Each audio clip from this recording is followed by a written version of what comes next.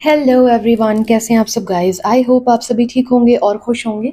All in one with tarot 3 के channel पर एक बार फिर से आप सभी लोगों का मैं बहुत बहुत स्वागत करने जा रही हूँ और करती हूँ। कैप्रिकॉर्न, चलिए देख लेते हैं 2025 में आप लोगों की लव लाइफ में क्या होने वाला है। साथ ही आपके जो पर्सन है आपके लिए क्या फील करने वाले हैं इन दिस ईयर 2025, राइट। और इसके साथ ही हम देखने की कोशिश करेंगे आप लोगों के रिलेशनशिप का आउटकम क्या होने वाला है ओवरऑल, और लास्ट में एंजल गाइडेंस। तो बने रहिए इस वीडियो के साथ, ठीक है, लास्ट तक। ये जो साल है ये मंगल का होने वाला है। अगर हम बात करें बीते हुए साल की यानी कि 2024, तो ये साल था सैटर्न, विच मीन्स ये साल था हमारा शनि महाराज का। बहुत सारे लोगों ने बहुत कुछ खोया इस साल, बहुत सारे लोगों ने बहुत कुछ पाया भी इस साल, है ना। और आने वाले साल में मंगल का यानी मार्स का ये साल है। तो अगर आप जानना चाहते हैं आपके करियर में भी क्या होने वाला है, स्पेसिफिकली अगर आप चाहते हैं कि आपके साइंस के अकॉर्डिंग उनकी भी प्रिडिक्शंस मैं अपलोड कर दूं, यानी मैं करियर रीडिंग भी स्टार्ट करूं इस चैनल पर, प्लीज़ कमेंट सेक्शन में आप मुझे ज़रूर बताइए, ठीक है। और उस पर भी मैं कोशिश करूँगी टाइम निकाल कर काम करूँ और उस वो भी कंटेंट मैं कवर कर सकूँ। अगर आप चाहते हैं कि इसी वीडियो में मैं स्टार्टिंग में ही इस करियर रीडिंग कर दूं और देन मैं लव लाइफ रीडिंग प्रेडिक्शंस करूं, वो भी मुझे प्लीज़ आप कमेंट सेक्शन में बताइएगा, ठीक है। जिस भी तरीके से आप चाह रहे हो तो मैं कोशिश करूंगी कि उन पैटर्न्स पर रीडिंग्स लेकर आ सकूं अपकमिंग ईयर में, ठीक है। आने वाले 2025 की पाश्चात्य धर्म के हिसाब से जो हमारा कैलेंडर चेंज हो रहा है, नव वर्ष की आप सभी लोगों को अनेकों अनेक ढेर सारी शुभकामनाएं। प्रभु करें हम सब के जीवन में नकारात्मकता जो है वो साल के 2024 के साथ चली जाए।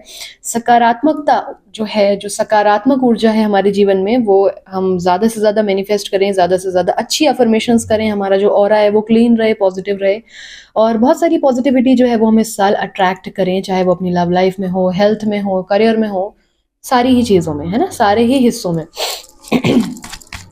चलिए देख लेते हैं कि आपकी जो फीलिंग्स हैं वो क्या रहने वाली हैं इस साल अपने पर्सन को लेकर, ठीक है। प्लीज गाइड करें एंजल्स, कैप्रिकॉर्न की फीलिंग क्या रहने वाली है 2025 में उनके पार्टनर को लेकर। लास्ट शब्द।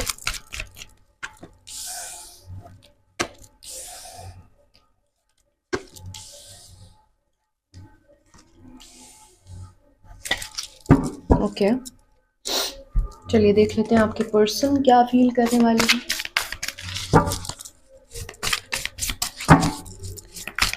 इस चैनल को ज़्यादा से ज़्यादा सब्सक्राइब करने की जिम्मेदारी और करवाने की आप लोगों को सौंप रही हूँ मैं। मुझे क्राइटेरिया दिया गया है कि लव लाइफ प्रेडिक्शंस जो भी प्रेडिक्शंस ओवरऑल मैं कर रही हूँ उन वीडियोस पर मुझे ज़्यादा से ज़्यादा सब्सक्राइबर्स, लाइक और वॉच टाइम मुझे बढ़ाना है, ठीक है।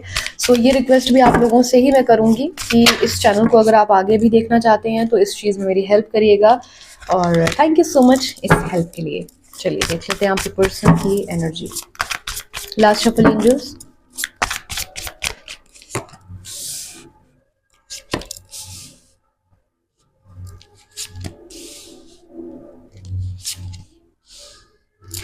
ओके, आउटकम क्या निकल कर आ रहा है। पहले सारे कार्ड शफल कर लेते हैं, देन प्रॉपर इजीली प्रेडिक्शंस में एंटर करूंगी। क्या ओवरऑल आउटकम क्या आ रहा है रिलेशनशिप का। Last shuffle.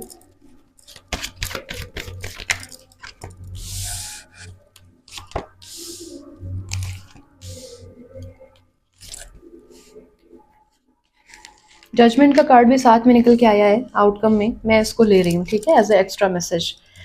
Okay, the sun bottom of the deck, page of pentacles bottom of the deck इस डेक से। चलिए सबसे पहले देख लेते हैं कि आप लोगों के साइंस कौन कौन से हो सकते हैं पार्टनर के। There is we have seven of swords, which is Aries, Leo, which is Libra, Gemini, Aquarius, and we have also Aries, Leo, Sagittarius. We have also Cancer, Pisces, Scorpio, and Taurus, Virgo, Capricorn. Actually major arcana cards भी हैं हमारे पास, तो 12 के 12 science यहाँ पर हैं, ठीक है। मुझे दिख रहा है अब जो चीज़ें मुझे समझ में आ रही हैं, जो कुछ स्टोरीज मुझे समझ में आ रही हैं, अगर ये अब आपसे रेजोनेट करती हैं देन आप इस वीडियो को कंटिन्यू करना, अदरवाइज आप स्किप कर सकते हो, ठीक है। यहाँ पर मुझे ये दिख रहा है कि पहली चीज़ ये लॉन्ग डिस्टेंस रिलेशनशिप है, अगर नहीं था तो बन गया है, और there is a huge possibility कि यही एक मसला था आप लोगों का जिसकी वजह से रिलेशनशिप में कुछ प्रॉब्लम्स जो हैं वो आपको फेस करनी पड़ गई होंगी। लॉन्ग डिस्टेंस यहाँ पर एक मेजर पार्ट है, ठीक है। आपके जो पार्टनर हैं उनका जो नेचर हो सकता है वो पॉसिबिलिटी हो सकती है कि आप लोगों के थोड़ा सा एज गैप हो, या फिर वो अपने फादर की बहुत ज़्यादा सुनते हो, या फिर अपने बैकग्राउंड से अपने कोई भी डिसीजन लेने में ना काफ़ी स्लो हो। स्लो इन द सेंस कि बहुत विचार, बहुत विमर्श करके सोचना, बहुत ही डेप्थ पे जाके सोचना, अपनी रेपुटेशन को हमेशा प्रायोरिटाइज करना। जो कदम मैं उठाऊंगा या उठाऊंगी उससे सामने वाले को क्या फ़र्क पड़ेगा, मुझे क्या फ़र्क पड़ेगा। तो बहुत सोच सोच के, फूंक फूंक के कदम रखना, अपने फ़र्ज़ को हमेशा पहले समझना, ये आप में से किसी एक का नेचर है। ठीक है। बहुत ही स्ट्रैटेजिक वे में चीज़ों को करना, मतलब रैंडम कोई डिसीजन ना लेना। आप दोनों में से किसी एक का ये नेचर है। ठीक। कोई एक है जो दूसरे का वेट कर रहा है। ठीक है। दूसरे के एक्शन का, दूसरे के किसी रिएक्शन का, कोई मैसेज का, कोई कॉल का, कोई वेट कर रहा है। कोई एक है जो चाहता है कि दूसरा इंसान उससे आकर मिले। तो ये एनर्जी बन रही है। कोई एक है जो बहुत अच्छे से रिस्क लेना जानता है अपने लव के लिए, अपनी लव लाइफ के लिए, लेकिन एट द सेम टाइम कोई दूसरा है जो बिल्कुल ही रिस्क लेने पे बिलीव करता ही नहीं। ठीक है। कोई एक है जो बहुत ज्यादा जल्दी क्विक डिसीजन ले लेता है। ठीक है, जिद कर लेता है। पर दूसरा इंसान जो है उसको ऐसा है कि यार अभी मुझे टाइम दो। मतलब इतनी सी भी चीज अगर आप इनको बोलोगे तो ये बोलेंगे कि यार मुझे सोचने के लिए टाइम दो, मैं ऐसे नहीं एकदम से एक्शन ओरिएंटेड नहीं हो सकता या नहीं हो सकती। तो थोड़ा सा ये नेचर बन रहा है। अगर ये आपसे कहीं से भी कुछ भी रेजोनेट हो रही है चीज, प्रेगनेंसी यहाँ पर दिख रही है मुझे कुछ लोगों की लव लाइफ में, तो ये भी पॉसिबिलिटी है कि आपके घर में कोई प्रेग्नेंट हो, या फिर जो है प्रेगनेंसी आप एक्सपेक्ट कर रहे हो कि अगर ये चीज हो जाएगी, और आप मैरिड कपल हो, इस रिलेशनशिप को, इस रीडिंग को देख रहे हो, तो संभावनाएं हैं कि आप ये चीज उम्मीद कर रहे हो कि शायद ये चीज अगर हो जाए तो हमारे रिश्ते में एक स्पार्क, एक नया चार्म जो है वो डेवलप कर जाए। ठीक है। यहाँ पर चलिए रीडिंग को स्टार्ट करते हैं। आपकी जो सोच है आपके पर्सन के लिए ना 2025 में, सबसे पहले तो यही है कि इस रिलेशनशिप में आप वेट भी कर रहे हो, और अगर आप जा सकते हो तो उनके पास जा करके ना आप उनसे चीज़ों को क्लैरिटी देना चाहते हो, क्लैरिफाई करना चाहते हो। आपको अब कंफ्यूजन लाइफ में नहीं चाहिए। और ना इस रिश्ते से थोड़े से ना कुछ लोग बाहर भी निकल रहे हैं। अगर मैं सच बोलूँ तो बहुत ज़्यादा आप इस चीज़ में इमोशनली अब रह नहीं गए हो जितने ज़्यादा पहले थे। उसका कारण ये है कि आप ना बहुत पॉजिटिव हो गए हो। आपका सन इस साल बहुत तेज है। आपकी राशि, आपके कुंडली में जो आपका सन है वो बहुत अच्छा है, उच्च का हो सकता है। ठीक है। तो यहाँ पर एक ऐसा रीजन बन रहा है कि आप अपने करियर की तरफ ज्यादा ध्यान दोगे इस साल। लव लाइफ में उतना ज्यादा, जैसे 2024 में ना आपको छोटी छोटी चीजें बहुत अफेक्ट कर जाती होंगी, आप बहुत रोने लगती होंगे, लेकिन इस साल आप कहीं निकल रहे हो, चीजों से बाहर निकल रहे हो। जो भी चीज आपको रोक रही है आपके करियर को या आपको बनाने में, आप उस चीज को छोड़ते हुए दिख रहे हो। ठीक है। उस चीज से आप निकल रहे हो बाहर। कहाँ निकल रहे हो? पॉजिटिविटी की तरफ। व्हील ऑफ फॉर्चून, एक साइकिल एंड हो रही है, दूसरी साइकिल स्टार्ट हो रही है। मंगल जो है वो बहुत सारी चीजों को एंड करता है जो कि टेम्परेरी होती हैं, और परमानेंट चीजों को आपके पास लेके आता है। तो अगर ये पार्टनर आपके टेम्परेरी थे, ये पार्टनर आपके कार्मिक थे, ये रिलीज हो जाएंगे। ठीक है। और आपको आपका डेस्टाइन पार्टनर जो है वो मिल जाएगा। बहुत सारे साइंस में ये चीजें बन रही हैं, और आपकी भी साइन में ये चीज मुझे दिख रही है। तो यहाँ पर एक एक चक्रा, एक साइकिल एंड हो रहा है, न्यू साइकिल स्टार्ट हो रहा है, जिसके लिए आप अभी भी, इवन आपको अगर आपके पार्टनर के पास जाना है कि नहीं जाना है, बात करनी है कि नहीं करनी है, इस बारे में आप सोच रहे हो। उन्हें आप अभी भी प्यार करते हो, मैनिफेस्ट करते हो, दिल में केयरिंग एनर्जी है, नर्चर करना चाहते हो, लेकिन बात यहाँ पे ये है कि अब आप इनिशिएट नहीं करना चाहते हो। अगर इनिशिएटिव आपको लेना है तो आप बोलते हो कि ठीक है, ओके, वेट करेंगे। ऐसा कुछ नहीं है, इतना नहीं है कि हम जाएं। ठीक है। क्योंकि आपने बहुत कुछ करा है ऑलरेडी इस रिलेशनशिप में, और इस बार आप अपनी एनर्जी को बहुत बैलेंस आउट रखने वाले हो, बहुत ही कॉन्फिडेंट रहने वाले हो, फायरी एनर्जी में हो, कुछ करके दिखाने की चाहत है। पिछले साल आपको ऐसा लग रहा है कि आपकी ग्रोथ बहुत रुक गई थी, तो आपको ना इस साल बहुत ग्रोथ चाहिए, बहुत पैसा चाहिए, बहुत ही पॉजिटिव चाहिए।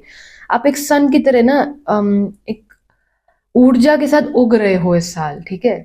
एक चढ़ता सूरज खुद को बनाने के प्रयास में हो। तो आपको अब पीछे खींचने वाली कोई भी मेंढक और कोई भी ऐसी चीज नहीं चाहिए अपनी लाइफ में जो आपको पीछे की तरफ खींचे, पुल बैक, है ना। आपको इन एंड आउट वाली एनर्जीज अब नहीं चाहिए। अब अगर सामने वाला आता है, ठीक है, आप उसको प्यार करते हो, डीपी स्टेटस देखते हो, खुश है वो अपनी लाइफ में, आप खुश हो, ठीक है। मतलब आपको ना डिस्टर्बेंस नहीं चाहिए लाइफ में। आपका कॉन्सेप्ट बहुत बहुत क्लियर हो गया है, और आप निकल भी रहे हो उस रिलेशनशिप से। आपको अभी फिलहाल के लिए वेटिंग में हो, सोच रहे हो कि ठीक है, हाँ अच्छा टाइम था, बट अभी जब वो नई इंसान समझ रहे हैं तो क्या करें, कब तक रोएं, है ना, कब तक चीखें चिल्लाएं। तो पॉजिटिविटी को आप अट्रैक्ट कर रहे हो बहुत ज्यादा। एट द सेम टाइम आपके जो पार्टनर है ना, इस चीज से इरिटेट हो रहे हैं इस साल। उनको लग रहा है कि सामने वाला तो बहुत ही हमारे लिए पीछे पड़ा रहता था, दीवानों की तरह, पागलों की तरह, मजनू की तरह हमेशा एफर्ट करना, कॉल मैसेजेस करना, सब कुछ करना, रोना धोना। और ये आपको बोलते होंगे कि तुमको स्ट्रांग बनना चाहिए, तुम्हें स्ट्रांग रहना चाहिए, तुम इतना पीछे मत पड़ो मेरे, तुम आगे बढ़ो। अब जब आप बढ़ गए हो तो इनको उलझन हो रही है। अब इनको लग रहा है कि अरे, और सामने वाला इतना खुश है, और पता है इस रिश्ते में किसी ने आग लगाई है, किसी तीसरे इंसान ने आग लगाई है, जिसको आप जानते हो और कुछ लोग नहीं भी जानते हैं, लेकिन कोई इंसान है जो आप लोग को अलग करके बहुत खुश है, जिसकी ना ये चीज़ सफल हो गई है। अब उसको बड़ी तसल्ली हो रही है कि फाइनली उसने आप लोगों को अलग कर दिया। आपके मन में भ्रम डाला गया था, आप इनके लिए बुरा नहीं सोचते, मतलब आपके जो पार्टनर हैं वो आपके लिए बुरा नहीं सोचते थे, लेकिन उनको ना भ्रमित किया गया था, उनको डिस्गाइज किया गया था। दैट इज वाई उन्होंने जो कुछ भी किया उसका रीजन यही था। हाँ, ये बात सच है कि अगर कोई भड़काएगा तो ये भड़क जाएंगे, बात सही है आपकी, लेकिन अब क्या ही कर सकते हैं, ये दूसरों की सुन लेते हैं। और यहाँ पर किसी दूसरे इंसान ने सेंध लगाई है, ठीक है, किसी दूसरे इंसान ने आप लोगों के रिलेशनशिप में बहुत ही गंदे तरीके से दिमाग चला करके आप लोगों को अलग कर दिया है। अब जो है आपके पार्टनर एक नया चैप्टर आपके साथ स्टार्ट करना चाहते हैं इस साल, चाहे उसके लिए इनको जो कुछ भी छोड़ना पड़े, चाहे जो कुछ भी छोड़ना पड़े, जमीन जायदाद, घर परिवार, बीवी बच्चा, कुछ भी, इनको आपके साथ रहना है, इनको आपके साथ अपना घर बसाना है, इनको जीरो से स्टार्ट करना है, ये इनकी इच्छा है। द एम्प्रेस के साथ ये अपने बच्चों की माँ बनते या पिता बनते आपको देखना चाहते हैं, आपके साथ अपनी लाइफ को स्टार्ट करना चाहते हैं। इन्हें लगता है जितना मदरली आपने इनको प्यार किया है, जितना अनकंडीशनल प्यार किया है, वो अब कोई नहीं करेगा। द फूल के साथ ये न्यू चैप्टर जीरो से स्टार्ट करना चाहते हैं। मैंने पहले ही बोल दिया कि यहाँ पर व्हील ऑफ फॉर्चून के साथ एक साइकिल कंप्लीट हो रही है, एक साइकिल एंड हो रही है, दूसरी साइकिल स्टार्ट हो रही है। फूल भी यहाँ पर है, जीरो से चीजें स्टार्ट हो रही हैं, ये आपको लूज नहीं करना चाहते हैं। आप देख सकते हैं यहाँ पर, देखिए ध्यान से देखिए, यहाँ इसके हाथ में एक डायमंड है और ये रिस्क लेने को रेडी है, ठीक है।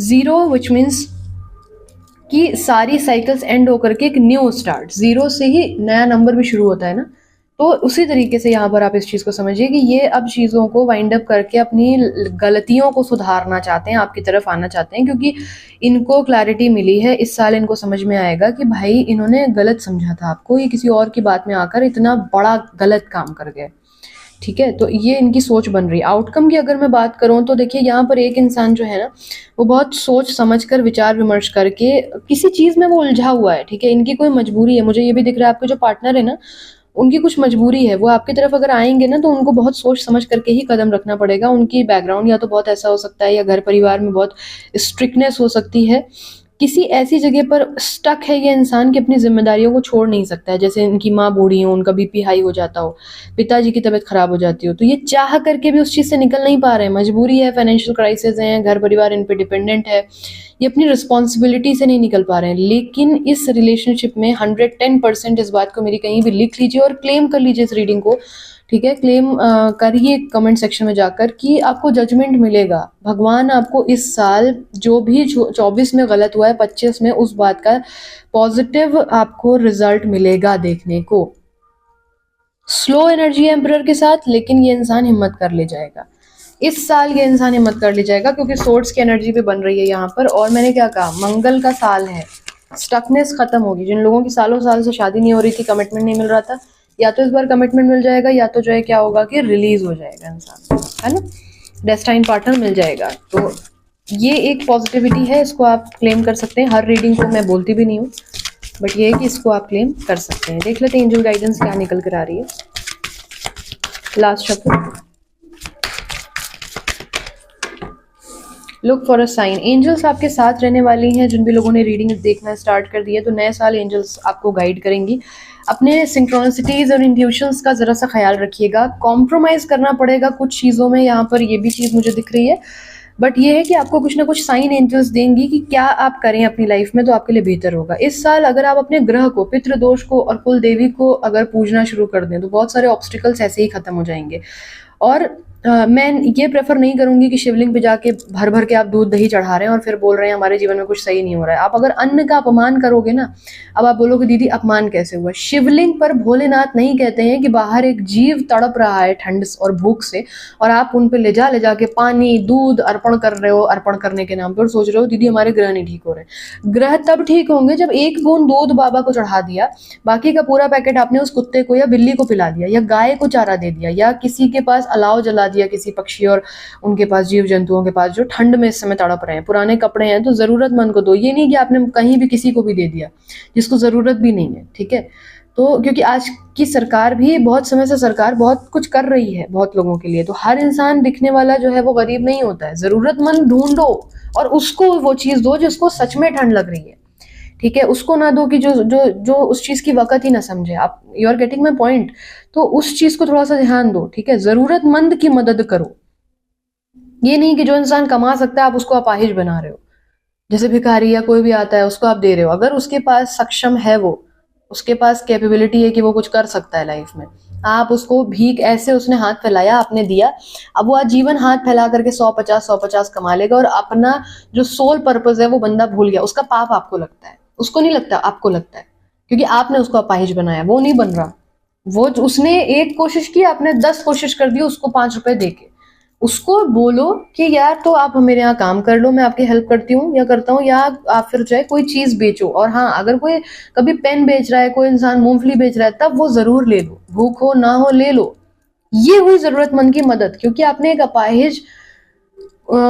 अपाहिज भी इवन पेन बेच रहा होता है तो हम उसको सक्षम बनाते हैं, उसके उसके पैरों पे खड़े होने के काबिल बनाते हैं। तो ये हमें फलता है। आप किसी को भी पैसे दे दोगे, फेंक दोगे कार से निकाल के, और आप बोलोगे दीदी हमारे ग्रह नहीं ठीक हो रहे, नहीं होंगे भाई, नहीं होंगे। पहले आध्यात्म को समझो, ठीक है, उसके बाद दान पुण्य करो, ये नहीं होता है। तो थोड़ा सा इन चीजों पर ध्यान देने की आपको जरूरत है। With in the next few weeks, आने वाले हफ्तों में काफ़ी ज़्यादा क्लैरिटी आपको देखने को मिल जाएगी और डिसीजन आपके हाथ में होगा। It's totally up to you.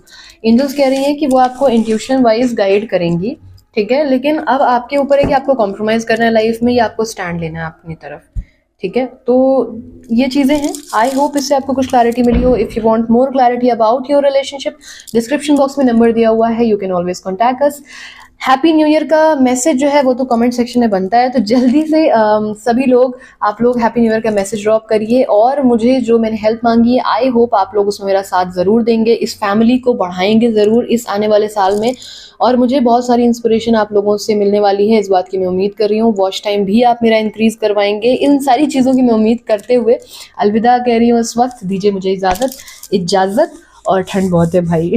इजाज़त, या सो अपना ख्याल रखिए, खुश रहिए। Once again happy new year, thanks for watching, take care, bye bye.